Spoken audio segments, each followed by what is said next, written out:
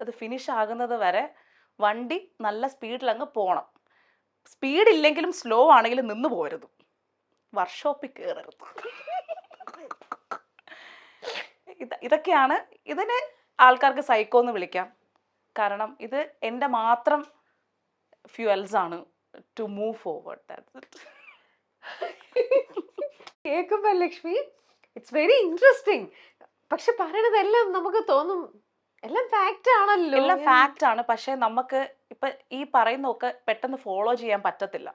ഒരാൾക്ക് അങ്ങനെ ചെയ്യാൻ പറ്റത്തില്ല.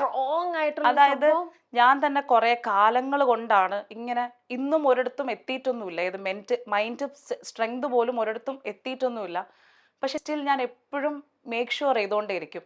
ആൻഡ് ലൈഫിൽ ഓരോ ഘട്ടത്തിലും എനിക്ക് ഓരോ കാരണങ്ങൾ കിട്ടും.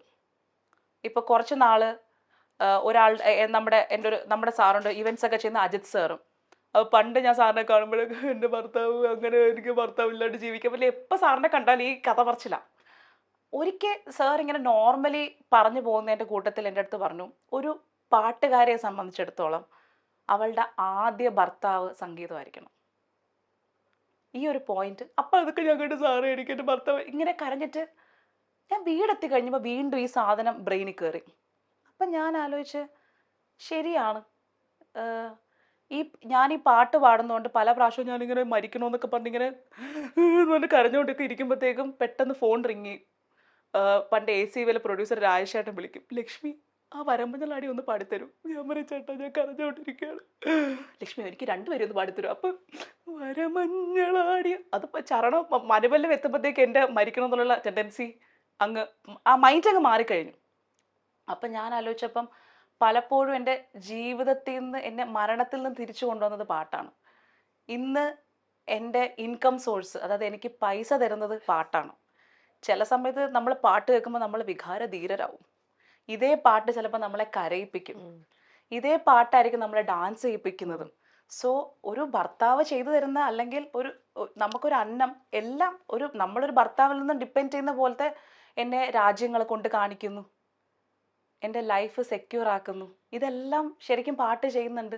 അപ്പം ഞാൻ ആലോചിച്ചു, ശരിയാണ്, ഇതെല്ലാം എനിക്ക് ചെയ്തു തന്നിട്ട് ഞാൻ പാട്ടിനെ സ്നേഹിക്കുന്നില്ല, ഇതിന് ഞാൻ ഒരു ഇമ്പോർട്ടൻസും കൊടുക്കുന്നില്ല. അങ്ങനെ ഞാൻ പാട്ടിന് ഇമ്പോർട്ടൻസ് കൊടുക്കാൻ തുടങ്ങിയപ്പോഴാണ്, ഞാൻ നന്നായിട്ട് പാടുന്നു എന്നല്ല പറയുന്നത്, എൻ്റെ പാട്ടിന് എൻ്റേതായിട്ടുള്ള കുറവുകൾ എല്ലാം ഉണ്ട്. പക്ഷേ ഞാൻ അതിനെ സ്നേഹിക്കാൻ തുടങ്ങിയപ്പം എൻ്റെ കരിയറിൽ ഗ്രോത്ത് തുടങ്ങി. സോ എന്ത് സാധനത്തിനോടും നമ്മൾ സ്നേഹത്തോടു കൂടി, സിനിമയിലൊക്കെ പറയുന്ന പോലെ ഖൽബ്, അതാണ് എൻ്റെ ഫസ്റ്റ് ടേണിംഗ് പോയിന്റ്. ഈ ഒരു എന്താണ്, നമ്മൾ ആ ഇഷ്ടത്തോടു കൂടി ചെയ്യുക എന്നുള്ളത്. ഇങ്ങനെയൊക്കെയാണ് ആക്ച്വലി ഇങ്ങനെ കടന്ന് പൊക്കോണ്ടിരിക്കണത്. എന്തിനാണ് പറഞ്ഞെന്നുള്ളത് മറന്നുപോയി ഞാൻ. ബാക്കി നമ്മൾ എന്തിനാണ് ഇത്രയൊക്കെ തുടങ്ങി, ഇതെന്റെ അടുത്ത പ്രശ്നമാണ് കേട്ടോ. അതിങ്ങനെ സംസാരിച്ച് പോകുന്നതുകൊണ്ട് ഇതെന്റെ ലൈഫിൽ ഒരു ടേണിംഗ് പോയിന്റ് ആണ്. ഇത്ര സ്ട്രോങ് ആയിട്ടുള്ള ലക്ഷ്മി ഹസ്ബൻഡ് എന്നെ ഡിവോഴ്സ് ചെയ്യണമെന്ന് പറഞ്ഞ് കരഞ്ഞ് ഇങ്ങനെ പോണെന്നൊക്കെ പറഞ്ഞില്ലേ, അദ്ദേഹം അന്ന് കുറ്റപ്പെടുത്തുന്നുണ്ടായിരുന്നു, ലക്ഷ്മി കുഞ്ഞിനെ കൊല്ലാനായിട്ട് നോക്കി.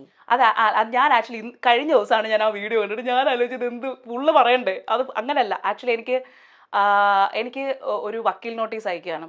ആ വക്കീൽ നോട്ടീസിനകത്ത് എഴുതിയിരിക്കുന്നതാണ്, ഞാൻ കൊച്ചിനെ അബോർട്ട് ചെയ്ത് കളയാൻ ശ്രമിച്ചു, ഞാൻ ചായ ഇട്ട് കൊടുക്കുന്നില്ല, അങ്ങനെയുള്ള കുറച്ച് കാര്യങ്ങൾ. പക്ഷെ ആക്ച്വലി അബോർട്ട് ചെയ്യാനൊന്നും ശ്രമിച്ചിട്ടില്ല. ഇതൊന്നും ശ്രമിച്ച കാര്യങ്ങളല്ല. കാരണം ആ കൊച്ചിനെ ഇന്ന് ഞാനാണ് വളർത്തുന്നത്. അതിനകത്തുണ്ടായിരുന്ന ഒരു കാരണം എന്ന് വെച്ച് കഴിഞ്ഞാൽ, ഈ പ്രഗ്നൻസി അൺപ്ലാൻഡ് പ്രഗ്നൻസി ആയിരുന്നു. അപ്പം ഞങ്ങൾ തമ്മിൽ ചെറിയ ഒരു തുടക്കം തൊട്ടേ നമ്മൾ തമ്മിൽ ആക്ച്വലി ആളുടെ ഒരു മാച്ചിങ് പേഴ്സൺ അല്ല ഞാൻ. ആളെ കുറ്റം പറഞ്ഞിട്ട് കാര്യമില്ല, ആള് ഒന്നുമല്ല ഞാൻ പറയുന്നത്. പക്ഷെ ആൾക്ക് ഒരു മാച്ചായിട്ടുള്ള ഒരു പേഴ്സൺ അല്ലായിരുന്നു ഞാൻ. അതുകൊണ്ട് ഞങ്ങളുടെ ഇടയിൽ പ്രശ്നമുണ്ടോ എന്ന് ചോദിച്ചു കഴിഞ്ഞാൽ പ്രശ്നമുണ്ട്. പക്ഷെ പ്രത്യേകിച്ച് കാരണമൊന്നുമില്ല. മിണ്ടാണ്ടിരിക്കുമ്പോൾ ഞാൻ എന്ത് പറ്റി എന്ന് പറഞ്ഞ് ഇങ്ങനെ ചൊറിഞ്ഞുകൊണ്ടിരിക്കും. അതെൻ്റെ ഒരു ക്യാരക്ടറായിരുന്നു. കാരണം എനിക്ക് സൈലൻസ് ഭയങ്കര പെയിൻഫുൾ ആണ്.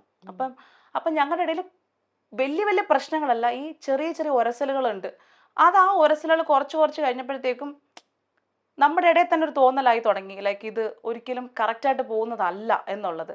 അങ്ങനെ ഇരിക്കുമ്പോഴാണ് ഞാൻ പ്രഗ്നൻ്റ് ആവുന്നത്. ഓക്കെ, അപ്പം എൻ്റെ അച്ഛനാണ് എൻ്റെ pregnancy test means urine test ചെയ്യാൻ കൊണ്ടുപോകുന്നതും. എന്നിട്ട് അച്ഛൻ വന്നിട്ട്, എനിക്കിപ്പോഴും ഓർമ്മയുണ്ട്, ലൈക്ക് മോളെ മോള് ഗർഭിണിയാണ്, പോസിറ്റീവാണ് എന്ന് പറയുമ്പം ഇത് ആർക്കും വേദനിപ്പിക്കില്ല, പക്ഷെ ഇതെൻ്റെ ലൈഫാണ്. പക്ഷെ ഞാൻ പെട്ടെന്നുള്ള റെസ്പോൺസ് കൊച്ചെൻ്റെ തലയിലായി എന്നുള്ളതായിരുന്നു. കാരണം എൻ്റെ മനസ്സിൽ അന്നുണ്ട് എൻ്റെ ഭർത്താവ് എന്നെയോ അല്ലെങ്കിൽ ഫ്യൂച്ചറിലോട്ട് ഞങ്ങൾ ഒരുമിച്ചാവാൻ ചാൻസ് ഇല്ല എന്നുള്ളത് എനിക്ക് അപ്പോഴേ അറിയാം. സോ അന്ന് അങ്ങനെ ഒരു സ്റ്റേജ് നിൽക്കുമ്പം അന്ന് എനിക്കൊരു പ്രോഗ്രാമുണ്ട്. അപ്പോൾ പ്രോഗ്രാമിന് ആക്ച്വലി ആൾ വരുന്നില്ല എന്നെങ്ങാണ്ട് പറഞ്ഞു. വരുന്നില്ല എന്ന് പറഞ്ഞ സമയത്താണ് ഞാൻ ആക്ച്വലി എൻ്റെ അച്ഛനോടും അമ്മയോടും പറഞ്ഞു, ഇത് ഞാൻ തന്നെ നോക്കേണ്ട കൊച്ചാണ്. അപ്പം അന്ന് എൻ്റെ പ്രായവും ചെറുതാണ്, ലൈക്ക് 24 ഞാൻ പ്രഗ്നൻ്റ് ആവുന്നത്. അന്ന് ഞാനിങ്ങനെ ചോദിച്ചിട്ടുണ്ട് എന്തിനാണ് ഇങ്ങനെ.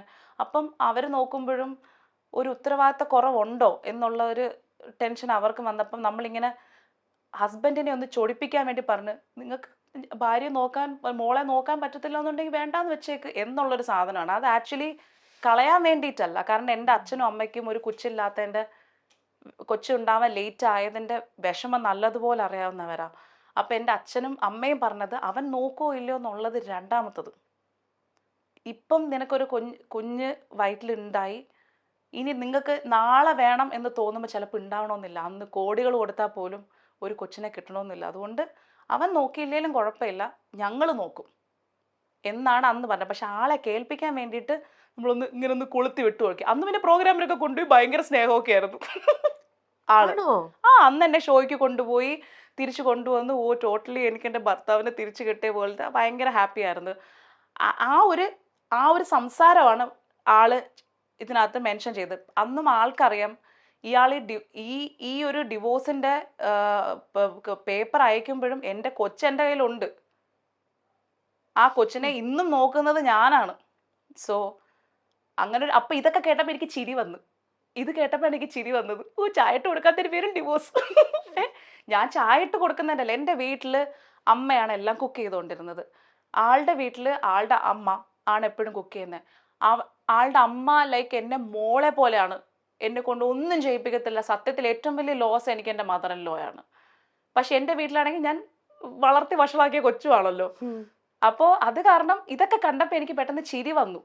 പക്ഷെ ചിരിച്ച് കഴിഞ്ഞ് ഒരു മണിക്കൂറെല്ലാം കഴിഞ്ഞപ്പോഴാണ് ഞാൻ ചിന്തിക്കാൻ തുടങ്ങി, ആള് ഒരു വക്കീൽ നോട്ടീസ് വരെ അയക്കുകയാണെന്നുണ്ടെങ്കിൽ അതിൻ്റെ അർത്ഥം he literally don't want me. അവിടെയാണ് ആക്ച്വലി ഞാൻ റിയാലിറ്റിയിലോട്ടൊന്ന്, അതുവരെ കളിച്ച് ചിരിച്ചും കളഞ്ഞ്. അവിടെ നിന്ന് ഇച്ചിരി ടഫായിരുന്നു. പക്ഷെ എന്നും പറഞ്ഞത് ഞാൻ തളർന്നു കൊടുത്തില്ല. ഞാൻ അഡ്വക്കേറ്റിനെ വിളിച്ച് പറഞ്ഞു, ചേട്ടാ ഞങ്ങൾ തമ്മിൽ പിരിക്കുകയേ ചെയ്യല്ലേ, ഈ കേസേ വിട്ടുകളാ. അങ്ങനെ ആക്ച്വലി ആളുടെ അഡ്വക്കേറ്റ് ആ കേസ് വിട്ടുകളഞ്ഞു. ആളല്ല ചെയ്തിട്ടില്ല, ആളല്ല ഞങ്ങളെ പിരിച്ചത്. ലാസ്റ്റ് എനിക്കും വേണ്ടാന്ന് തോന്നിയപ്പോൾ എൻ്റെ അഡ്വക്കേറ്റാണ് ഞങ്ങളുടെ മ്യൂച്വൽ ഡിവോഴ്സിന് പോകുന്നത്. ഇതിനിടയിൽ ലക്ഷ്മി പറഞ്ഞു അന്ന് പുള്ളി ഒരുപാട് സ്നേഹിച്ചു, പ്രോഗ്രാമിന് കൊണ്ടുപോയി സ്നേഹിച്ചു. അല്ല പിന്നെയും എങ്ങനെയാ അദ്ദേഹം പിന്നെയും ആ ഒരു ഇഷ്ടക്കേട് നിങ്ങളുടെ ഇടയിൽ വന്നത്? അല്ല അതായത് അതാണ് ഞാൻ പറഞ്ഞത്, ഞാനും ആളും മാച്ചിങ് അല്ല. അതുകൊണ്ട് തന്നെ ഇന്ന് 1 മണിക്കൂറോ 2 മണിക്കൂറോ സ്നേഹമുണ്ടെങ്കിൽ ആള് സ്നേഹമില്ലാത്ത ഒരാളായിട്ടൊന്നും എനിക്ക് തോന്നിയിട്ടില്ല. എനിക്ക് അല്ലെങ്കിൽ ഞാൻ കുറെ നാള് ഇതിനു വേണ്ടി വിഷമിക്കുവോ, സ്നേഹമില്ലാത്ത ആളെന്നല്ല. പക്ഷേ എവിടെയോ ഒരു കോമ്പാറ്റബിൾ ഇഷ്യൂസ് ഉണ്ടായിരുന്നു. It's not like blaming him or nothing. ആളെ എനിക്ക് ബ്ലെയിം ചെയ്യാനും ആഗ്രഹമില്ല. എൻ്റെ അമ്മ പറയും, എത്രയോ നല്ല ആലോചന വന്നതാണ്, അവൻ്റെ മൂക്ക് നോക്കിയിട്ടാണ് പോയത്, ആളെ കാണാൻ നല്ല ഭംഗിയൊക്കെ ഉണ്ടാണ്ട് എനിക്ക് ആളുടെ മൂക്ക് ഭയങ്കര ഇഷ്ടം. അപ്പോൾ അപ്പോഴും ഞാൻ പറയുന്നത്, ആളെ ഞാൻ കല്യാണം കഴിച്ചത് കൊണ്ടാണ് നേരത്തും കാലത്ത് ഞാൻ ഡിവോഴ്സുമായി ഒരു കൊച്ചുമായി എനിക്കിപ്പോൾ കരിയറിൽ ഫോക്കസ് ചെയ്യാനും പറ്റുന്നുണ്ട്. നേരെ മറിച്ച് കണ്ടിന്യൂ ചെയ്തു പോകുന്ന ഒരു മാരീഡ് ലൈഫ് ആയിരുന്നെങ്കിൽ ഏതെങ്കിലും രാജ്യത്ത് കുറേ പിള്ളേരെയും പ്രസവിച്ച് ഒരമ്മയായിട്ട് നിൽക്കേണ്ടി വന്നേനെ. സോ എന്നെ ദൈവം സൃഷ്ടിച്ചതും ഇതെല്ലാം സംഭവിച്ചതും ഞാൻ ഒട്ടും പാട്ടിൽ കോൺസെൻട്രേറ്റ് ചെയ്യാത്ത ഒരാളായിരുന്നു. എൻ്റെ ഹസ്ബൻഡാണ് ആക്ച്വലി നീ നല്ല പാട്ടുകാരി, നല്ലൊരു പാട്ടുകാരി, ചിത്രചേച്ചിയെ പോലെയൊക്കെ പാടുന്നൊരു പാട്ടുകാരി ആണെങ്കിൽ ഞാൻ നിന്നെ സപ്പോർട്ട് ചെയ്യുമായിരുന്നു. കാരണം ആൾക്ക് ഞാനിങ്ങനെ ഡാൻസ് ഒന്നും ചെയ്യുന്നൊന്നും ഇഷ്ടമൊന്നുമില്ലായിരുന്നു. ഞാൻ പണ്ട് തൊട്ടേ പക്ഷെ അടിച്ചു പൊളിച്ച് പാടുന്ന ആള്. അപ്പം എൻ്റെ ഭർത്താവിൻ്റെ ഗുഡ് സർട്ടിഫിക്കറ്റിന് വേണ്ടിയിട്ടാണ് ഞാൻ പ്രാക്ടീസ് ചെയ്തിട്ടുള്ളത്. സോ ആൾ ആക്ച്വലി അറിഞ്ഞോ അറിയാണ്ടോ ചെയ്തതൊക്കെ എനിക്ക് പോസിറ്റീവായിട്ടേ വന്നിട്ടുള്ളൂ. ഇന്ന് എൻ്റെ കൂടെ ഇല്ലെങ്കിൽ പോലും ആൾ എന്നെ ഒരു 40ാമത്തെ വയസ്സിൽ ഡിവോഴ്സ് ചെയ്തിരുന്നെങ്കിലോ, പിന്നെ എനിക്ക് കരിയർ അങ്ങോട്ടില്ല. പിന്നെ ഒരു കൊച്ചിനെ തരാണ്ട് പോയിരുന്നെങ്കിലോ, നാട്ടുകാരൊക്കെ പറയും ഒരു കൊച്ചു വേണ്ട ജീവിതത്തിൽ. ഇതിപ്പോൾ ഒന്നും പ്രശ്നമില്ലല്ലോ, കൊച്ചുമുണ്ട്, ഡിവോഴ്സുമായി, ഇനി പ്രശ്നവും ഇല്ല. സോ ഇതിനെ പറയുന്നതിന് നെഗറ്റീവായിട്ട് എടുക്കാം, പക്ഷേ ഇതിനെയൊക്കെ പോസിറ്റീവായിട്ട് ഞാൻ കാണുന്നത് കൊണ്ടാണ്. I don't want to think about the negative side. So എൻ്റെ എക്സ് ഹസ്ബൻഡിനെ കാര്യത്തിലാണെങ്കിൽ ഐ എം സോ ഹാപ്പി. ആള് ഇട്ട് ലാഗ് ചെയ്ത് ഒന്നും നശിപ്പിച്ചില്ല. സോ ആ ഒരു സൈഡിൽ ഐ എം സോ താങ്ക്ഫുൾ. കാരണം എൻ്റെ ഒരു ഭയങ്കര ഡ്രാസ്റ്റിക് ചേഞ്ച് ഉണ്ടായത് ആഫ്റ്റർ സെപ്പറേഷൻ ആണ്. യെസ്, അത് പറഞ്ഞിട്ടുമുണ്ടല്ലോ ലക്ഷ്മി. പക്ഷെ അതിന് തൊട്ട് മുമ്പേ നിങ്ങളുടെ ലവ് മാരേജ് ആയിരുന്നോ? It's not like a love marriage. പക്ഷേ ഞങ്ങൾക്കൊരു പ്രപ്പോസൽ വന്നപ്പോഴേ എനിക്ക് കാണാൻ ഇഷ്ടപ്പെട്ട്. കൈലാസനാഥനിലെ ആളെ പോലെയൊക്കെ ഇരുന്ന് കാണാൻ എനിക്ക് ഭയങ്കര സൗന്ദര്യ ആരാധികയാണ് ഞാൻ.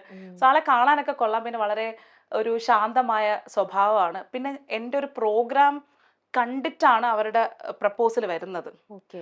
സോ അപ്പം ഞാൻ ആക്ച്വലി വിചാരിച്ചത് എൻ്റെ ഈ പേക്കൂത്ത് കണ്ടിട്ടാണല്ലോ വന്നത്, ഇനി ഇതിൽ കൂടുതലൊന്നും എന്താണ് എൻ്റെ ക്യാരക്ടർ എന്ന് റോ ആയിട്ട് ഇവർ കണ്ടിട്ടുണ്ട്. ഫാമിലിയും, അതായത് ആളുടെ സഹോദരിയുടെ ഭർത്താവും. അപ്പോൾ ഇത്രയും ഒരു റോ ആയിട്ട് എന്നെ മനസ്സിലാക്കിയിട്ടുണ്ടെങ്കിൽ there is no other issues. പിന്നെ ഞങ്ങളുടെ പെണ്ണുകാടൽ ചടങ്ങിൻ്റെ അന്നും എല്ലാവരും, എൻ്റെ കുടുംബക്കാരെല്ലാവരും വളഞ്ഞു കുത്തി ഇരുന്നിട്ട് എൻ്റെ കുറ്റങ്ങൾ മാത്രമേ പറഞ്ഞു കൊടുത്തിട്ടുള്ളൂ. അതായത് വളർത്തി വഷളാക്കിയ കുട്ടിയാണ് അവർ, ഞങ്ങളുടെ എല്ലാവരുടെയും ചെല്ല കുട്ടിയാണ്, അതുകൊണ്ട് തന്നെ അതിൻ്റെ പ്രശ്നങ്ങൾ ഉണ്ടാവും. പിന്നെ അവൾ പാടാൻ പോവും, ആൾക്കാർ നിന്ന് ഫോട്ടോ എടുക്കും അന്ധകാലത്തിൽ. എന്നാലും അപ്പോഴിതൊക്കെ വലിയ കാര്യമായിട്ട് പറഞ്ഞു കൊടുത്തതാണ്. എല്ലാ കാര്യങ്ങളും പറഞ്ഞു കൊടുത്തിട്ടാണ്, അല്ലാണ്ട് ഒരിക്കലും ഒരു ഹിഡൻ ഒരു അജണ്ട അല്ല, ഒന്നുമില്ല. മനസ്സിലായോ? അപ്പം എല്ലാം പറഞ്ഞു കൊടുത്തിട്ട് പിന്നെ ആണുങ്ങളാണ് അവരുടെ ഫ്രണ്ട്സൊക്കെ പറയും നിന്റെ ഭാര്യ ഇങ്ങനെ നടക്കുക. അതൊക്കെ ഒബ്വിയസ്ലി നമുക്കറിയില്ലല്ലോ, എല്ലാവർക്കും ഒരേ കപ്പാസിറ്റി ഇല്ല. അതുകൊണ്ട് തന്നെ അതിലൊന്നും എനിക്ക് എന്തില്ല ആളുടെ ഭാഗത്ത്. എനിക്കിപ്പോൾ ഒരു പരാതിയില്ല. എനിക്ക് പരാതി ഇല്ലാത്തടത്തോളം പിന്നെ ആർക്കും പരാതിയില്ലല്ലോ. ആഫ്റ്റർ ഓൾ ഞാനാണല്ലോ പരാതി പറയേണ്ടത്. എനിക്ക് പരാതിയില്ല.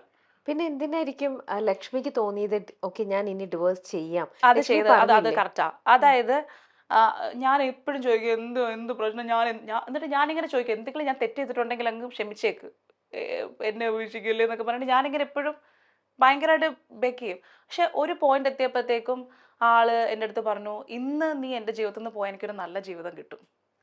ഓക്കെ, ഇത് ചിലപ്പം മറ്റുള്ളവർക്കും ഉപകാരപ്പെട്ടേക്കാം, ഞാൻ എങ്ങനെയാണ് അതിന് ഡിസിഷൻ എടുത്തെന്നുള്ളത്. ഞാൻ ആ സിറ്റുവേഷൻ കുറച്ച് കഴിഞ്ഞപ്പോൾ ഞാൻ തിരിച്ച് ചിന്തിച്ചു, what if I don't need my husband? എൻ്റെ ഹസ്ബൻഡിനെ എനിക്ക് വേണ്ടാന്നുണ്ടെങ്കിൽ ഒബ്വിയസ്ലി ആൾ എൻ്റെ മുമ്പിൽ ഒന്ന് ബെഗ് ചെയ്താലും കരഞ്ഞ് നിലവിളിച്ചാലും എന്ത് കഷ്ടമാണിതെന്നേ തോന്നത്തുള്ളൂ. വൺസ് നമുക്ക് ഇഷ്ടം പോയി കഴിഞ്ഞാൽ പിന്നെ നമുക്ക് അക്സെപ്റ്റ് ചെയ്യാൻ പറ്റൂല. കറക്റ്റ് അല്ലേ? അപ്പം ഞാൻ തിരിഞ്ഞ് ചിന്തിച്ച് ആൾക്ക് എന്നെ ഇഷ്ടമില്ല, അപ്പം ഞാനിരുന്ന് കരയുന്നു, കാല് പിടിക്കുന്നു, എന്ത് കാര്യം? It will not touch their heart. സ്നേഹമുള്ളപ്പോൾ മാത്രമേ നമ്മുടെ കണ്ണുനീരിനും നമ്മുടെ സ്നേഹത്തിനും എല്ലാത്തിനും. ആൾക്ക് എവിടെയോ എന്നോടത്തുള്ളൊരു സ്നേഹം നഷ്ടപ്പെട്ടു. അതും കുറ്റം പറയാൻ പറ്റത്തില്ല. നമുക്കൊരാളെ സ്നേഹിക്കുന്നതും സ്നേഹം നഷ്ടപ്പെടുന്നതും എല്ലാം പെട്ടെന്ന് സംഭവിക്കുന്ന കാര്യങ്ങൾ. ആൾക്ക് എൻ്റെ അടുത്ത് സ്നേഹം നഷ്ടപ്പെട്ടു പോയി. ചിലപ്പോൾ ഞാൻ സമ്മതിക്കുന്നു എൻ്റെ കുഴപ്പങ്ങൾ മാത്രം കൊണ്ടാണ് എങ്കിൽ തന്നെയും ഞാനപ്പോൾ ചിന്തിച്ചു, ലൈക്ക് ആൾക്ക് എന്നോട് ഇഷ്ടമില്ല എന്നുണ്ടെങ്കിൽ ഞാൻ ഈ കരയുന്നതൊന്നും ആൾക്ക് ഇറിറ്റേഷൻ മാത്രമേ ഉള്ളൂ. നമ്മൾ സ്നേഹിക്കുന്ന ആളുടെ ഹാപ്പിനെസ് അല്ലേ നമ്മൾ നോക്കേണ്ടത്. അതിനൊരു സാക്രിഫൈസ് ആയാലും കുഴപ്പമില്ല. അങ്ങനെ എൻ്റെ മൈൻഡിൽ ആക്ച്വലി അന്ന് ഒരു തോട്ട് ഉണ്ടായിരുന്നു, ലൈക്ക് ഇപ്പോൾ ഒരു ഡിവോഴ്സ് കൊടുക്കാം and let him take a break and let him come back to me എന്നുള്ളതായിരുന്നു ആക്ച്വലി എൻ്റെ ഒരു മൈൻഡിൽ. പക്ഷേ അതുകൊണ്ടാണ് ഞാൻ പിന്നെ തീരുമാനിച്ചത് ഇനി കൂടുതൽ ആളെ എന്താക്കണ്ട. എനിക്ക് ഡിവോഴ്സിൻ്റെ അന്ന് പോലും എനിക്ക് കാരണം അറിയത്തില്ലായിരുന്നു. അതായിരുന്നു ഏറ്റവും വലിയ കോമഡി. പക്ഷേ now it's all finish. Lakshmi ആഗ്രഹിച്ച പോലെ പിന്നീട് അയാൾ വന്നോ? ഇല്ല, അല്ല നമ്മുടെ ആക്ച്വലി ഡിവോഴ്സ് കുറച്ച് സമയം എടുത്തല്ലോ. ഞങ്ങൾ ഒറ്റയടിക്ക് ചാടി ഒന്നും തീരുമാനം എടുത്തതല്ല. മേ ബി ഞങ്ങൾ ഡിവോഴ്സും കഴിഞ്ഞ് കുറേ കാലങ്ങൾ കഴിഞ്ഞിട്ടാണ് ആള് എന്നെ വിളിച്ചിട്ട് ആളുടെ ഭാഗത്ത് ഉള്ള തെറ്റുകൾ, അല്ലെങ്കിൽ ആള് പറഞ്ഞു എനിക്ക് മിസ്റ്റേക്ക് പറ്റിപ്പോയതാണ്, ലൈക്ക് നീ ഒരുപാട് പാവമായിരുന്നു. അത് ഏതൊരു ഫോൺ കോളിലെങ്ങാണ്ടാണ് ആൾ വിളിച്ചിട്ട് പറഞ്ഞു ഇനി ഒരു വേണ്ട, അതിനിപ്പം പറയണ്ട. പക്ഷെ ആള് ആക്ച്വലി പിന്നെ കുറേ കാലം കഴിഞ്ഞു കേട്ടോ ആ ടോപ്പിക്ക്. പിന്നെ ആളുടെ പേഴ്സണൽ കാര്യങ്ങൾ എൻ്റെ ഭാഗത്തുള്ള അല്ല, അതുകൊണ്ടാണ് I don't want to discuss that thing. Positive പറയുന്ന പോലെ അല്ലല്ലോ, നമ്മൾ ബാക്കി ഡെപ്തിൽ പോകുമ്പോഴത്തേക്കും ആള് ഒരു സെലിബ്രിറ്റി അല്ലാത്തതുകൊണ്ട് ചിലപ്പോൾ ആൾക്കൊരു സ്പേസ് കിട്ടണമെന്നില്ല. So I should not irritate him. With all respect I want to stop here. ഇതെല്ലാം വളരെ ഈസി ആയിട്ട് ലക്ഷ്മി എടുക്കണു ലൈഫിൽ. വളരെ എന്താ പറയാ, ഇപ്പൊ കുട്ടിക്ക് എത്ര എത്ര വയസ്സായി? എൻ്റെ മോൻ ഇപ്പോൾ 10 വയസ്സാണ്. മോന്റെ പേര്? ഫിഫ്ത്ത്. മോൻ്റെ പേര് ആരോഹ് ആറൽ. ആരോഹ് ആറൽ. ആരോഹ് ആരൽ. AAROHAAREL. ആരോഹ് ആറൽ എന്താണ് പേര്. വെറൈറ്റി ആണ്. ഇതെന്താ അങ്ങനെ ഒരു വെറൈറ്റി നെയിം, എവിടുന്ന് കിട്ടി? അത് ഞാൻ ആക്ച്വലി പ്രഗ്നന്റ് ആയിരുന്ന സമയം മുതലേ ഇങ്ങനെ എൻ്റെ മനസ്സിൽ, അന്ന് ആഷിക്കി 2 ഇറങ്ങിയ സമയത്ത് ആരോഹി, ഉം, അപ്പൊ എൻ്റെ മനസ്സിലൊരു തോന്നൽ ഇത് ആൺകുട്ടി ആയിരിക്കും, അങ്ങനെ ആരോഹ് എന്നുള്ളത് ഇട്ടു. ഉം. പിന്നെ ആറൽ എന്ന് വന്നത് ഒരു ട്വിസ്റ്റ് കഥയാണ്, അതും എനിക്ക് ഇവിടെ പറയാൻ താല്പര്യം. താല്പര്യമില്ല. Okay okay. ആരോഹ് ആറൽ എന്ന് വന്നപ്പോഴത്തേക്കും ഈ ഹായുടെ കഷ്ടപ്പാട് ആ ആറലിൽ അങ്ങ് തീരും. അല്ലെങ്കിൽ ആരോ ഏതാരോ ആരോ എവിടെ പോയി എന്നൊക്കെ ചോദിക്കാൻ അവർ ആരോ ഹാറൽ. അപ്പം ആ ഹായില് it has a meanings and a reason. അത് ഇവിടെ പറഞ്ഞിട്ട് ശരിയാവത്തില്ല. അതെ, ഓക്കെ, എന്നാ അത് അവിടെ ഇരിക്കട്ടെ. എന്തായാലും മോനിപ്പോ 10 വയസ്സാ. മോന് 10 വയസ്സാണ്. And is a okay. Very sweet boy. എല്ലാം അറിഞ്ഞ് വളരുന്ന ഒരു, I'm so blessed to have a boy like that. സത്യം പറയാലോ, അവൻ്റെ കാര്യത്തിൽ ഞാൻ ഭയങ്കര ഹാപ്പിയാണ്. ലൈക്ക് അവൻ എൻ്റെ ലൈഫിൽ വന്നതിന് ശേഷമാണ് റിയലി ഞാൻ മദർഹുഡ് എന്ന് ഞാൻ പറയത്തില്ല ഒരിക്കലും. ഞാൻ ഒരു അമ്മ ഫീലിനേക്കാളും എനിക്ക് എന്തോ ഒരു ഭയങ്കര ഒരു കമ്പാനിയനെ കിട്ടിയ പോലാണ് എനിക്ക് മോൻ.